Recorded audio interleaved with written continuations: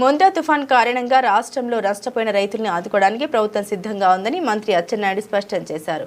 తుఫాన్ తగ్గగానే వెంటనే పంట నష్టం అంచనా వేసి అందరికీ నష్టపరిహారం అందిస్తామని భరోసా ఇచ్చారు. ఈ విషయమై ఆయన మీడియాతో మాట్లాడారు.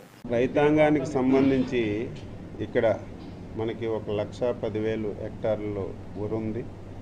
అదేవిధంగా మనకి అరటి ఉంది. కొన్ని ప్రాంతాల్లో మనకి కోకో ఉంది. చాలా వరకు మనకి రొయ్యల చెరువులు, చేపల చెరువులు కూడా ఉన్నాయి. ఇప్పటికే టెంటేటివ్గా ఎక్కడెక్కడి ప్రాబ్లం వస్తుందో టెంటేటివ్గా మేము ఇప్పటికే ఎన్యూమరేషన్ చేసి ఒక ఫిగర్ అనుకున్నాం.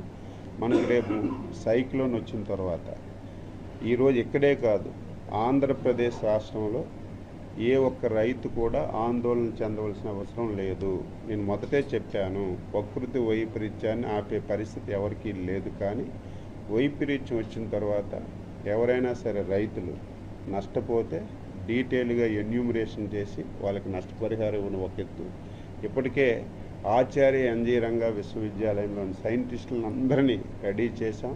ఎందుకంటే రేపు సైక్లోన్ వచ్చిన తర్వాత కొంత పంటను మనం మళ్ళీ శాస్త్రవేత్తలు సలహాల మేరకు మనం దాన్ని తయారు చేసుకునే అవకాశం ఉంది.